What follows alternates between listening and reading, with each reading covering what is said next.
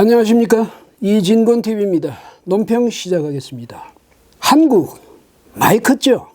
많이 컸죠. 이거는 경상도 말입니다. 얼마나 많이 컸느냐. 지난해 GDP 세계 순위가요, 한국이 10위였습니다. 10위. 작년에는 이제 한 두 단계쯤 떨어져 가지고 12위였는데 어쨌거나 세계 유수의 경제 강국이죠. 어떻게 이런 기적이 이루어졌느냐. 여러분 다 아시다시피 수천 년 동안 우리를 짓눌러 왔던 그 가난의 굴레를 벗고 온 국민이 정말 사람답게 사는 그런 나라 한번 만들어 보자. 이런 일념으로 훌륭한 지도자들 그리고 훌륭한 국민들이 함께 피땀 흘려 이룬 성과입니다. 이렇게 우리가 애를 쓸 때 집요하게 방해하고 나섰던 세력이 누굽니까? 김일성 북한 집단이죠. 북한의 지배 집단. 불법적으로 북한을 점령해서 북한의 우리 동포를 지배하고 있는 그 집단들이 그 짓을 하지 않았습니까? 그런데 그 성과를요, 지금 김정은 집단, 그 다음에 김정은과 화친하는데 이용하고 있는 세력이 있습니다. 그런 사람들이 있죠. 누군지는 뭐 굳이 말하지 않아도 알 일 아니겠습니까? 근데 최근 이 며칠 사이에 해리 해리스 주한미국 대사에 대해서 우리 청와대, 정부, 여당이 일제히 공격하고 나섰습니다. 왜 그러느냐? 해리스 대사가 문 대통령의 말에 말하자면 딴지 걸고 나섰다. 이것 때문에 그런데요. 문 대통령이 뭐라고 했냐면요. 신년사에도 그랬고 또 신년 기자회견에서도 북한에 대해서 개별 관광 이것을 허용하는 방안을 아마 구상 중에 있다 이렇게 이야기를 했습니다. 그렇죠. 그걸 추진할 듯이 말했죠. 그런데 여기에 대해서 이제 해리스가 16일 외신 기자들과 간담회를 가지면서 그거는 한미 사이에서 협의해야 될 사안이다. 그러니까 한미 워킹그룹에서 논의할 문제다 이렇게 이야기를 했습니다. 그러니까 청와대, 정부, 여당 거기다가 문재인 대통령 지지 세력 일제히 들고 일어난 거죠. 이게 말이지 대한민국의 주권 문제인데 주권 사항인데 당신이 그런 말하는 것은 내정 간섭 아니냐. 남북 문제, 대북 정책 이거는 우리 정부가 결정할 사항이야. 근데 당신이 뭐야? 뭐 이런 식으로 이제 나선 거죠. 지금 무슨 뭐 독립운동하는 겁니까? 해리스 말이 뭐 잘못된 게 있습니까? 왜? 한미 워킹그룹에서 논의하자. 그 한미 워킹그룹이란 것이 바로 대북 정책에 대해서 서로 논의하는 또 조율하는 그런 이제 조직으로서 만든 거 아닙니까? 거기서 논의하자는데 그게 뭐가 잘못됐습니까? 이 개별 관광 뭐 이러면 그럴듯하지만요. 그것도 마찬가지로 직접 달러가 들어가는 일입니다. 논의를 해야죠. 대북 제재가요. 우리만 하는 게 아니에요. 뭐 주권 이러지만은 그 주권하고 관계 있는 게 아니에요. 미국만이 하고 있는 것도 아니잖아요. 국제사회가 같이 하고 있는 거죠. 유엔이 거기 앞장서고 있지 않습니까? 그리고 오늘날 이 국제사회에서 주권이라는 것이 뭐 아주 배타적인 최고의 권리 그거 아닙니다. 경우에 따라서는 이 주권의 일정 부분을 제약해도 된다. 제약을 가해도 된다. 이것이 국제사회에서 확립된 관례고 관행이고 인식이고 질서고 그렇습니다. 그런데 뭐 청와대, 정부, 여당, 뭐 주권, 내정 간섭 이런 거 가지고 공격하는 것만으로도 이제 성이 안 차니까 해리스 대사를 직접적으로 모욕 주기를 시작했습니다. 당신이 무슨 뭐 총독이냐 이렇게 이제 공격하는 건 또 그렇다고. 그 사람이 이제 트레이드 마크가 코스튬 아닙니까? 그러니까 총독, 어떤 총독? 일제시대 총독을 보는 기분이다. 뭐 이렇게 공격도 하고 있습니다. 왜 일제시대를 끌어들였느냐 하면요.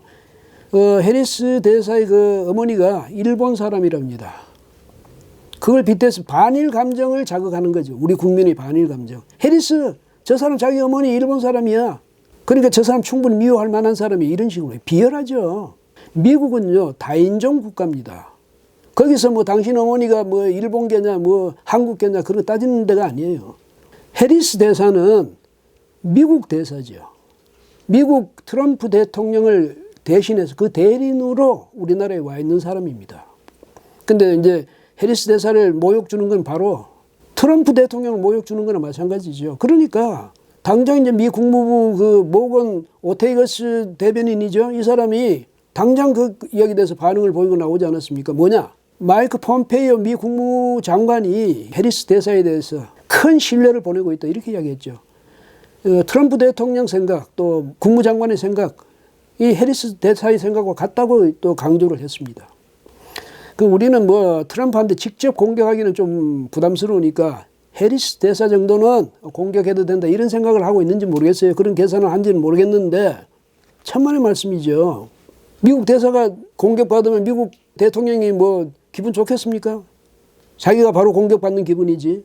그런데 이게 이제 왜냐하면 총선이 지금 가까워오니까 현 정부가 말이죠. 뭐 내세울 게 있습니까? 오히려 전부 뒷걸음질만 쳤는데 그래도 하나 이제 이 좀 말하자면 어떻게 내세워 볼 만한 일이 뭐 없을까 찾아보면 이 남북 관계 이걸 어떻게 좀 제대로 회복시키면 표가 우르르 쏟아질 게 아닌가 이런 생각을 하는 것 같아요. 옛날에 그 노무현 전 대통령이 재임 시에 뭐라고 이야기했습니까?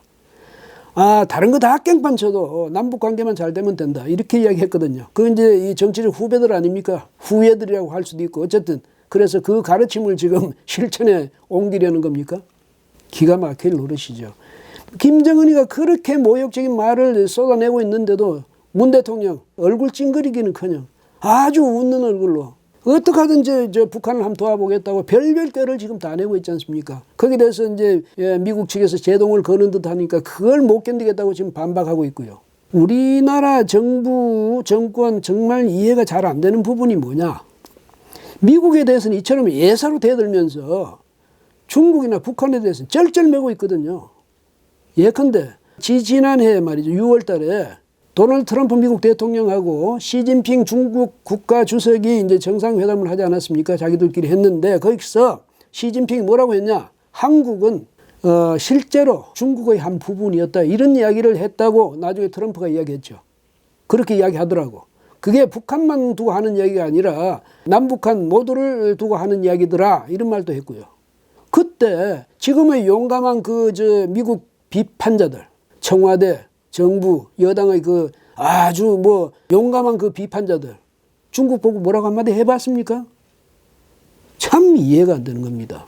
이게 총선 전략으로 뭐 북한한테서 뭐 좋은 신호만 받으면 시그널만 오기만 하면 우리가 이긴다 이렇게 생각하는지 모르지만요. 국민 이제는 더 이상 그런 생각을 안 합니다. 예.